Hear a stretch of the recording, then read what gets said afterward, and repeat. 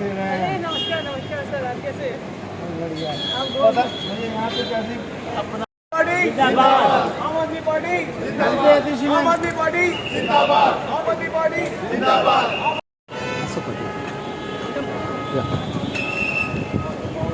आज आम आदमी पार्टी का साउथ गोवा में नए ऑफिस का उद्घाटन हो रहा है।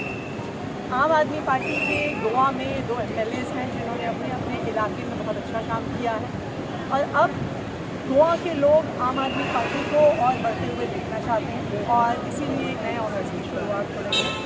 आम आदमी पार्टी एक इकलौती ऐसी पार्टी भी है जो गोवा के रियल इशूज़ उठाती है और आगे भी हम ऐसा करते हैं। आप गोवा में बहुत कंसंट्रेट हो रहा है, आपके विजिट्स अभी बहुत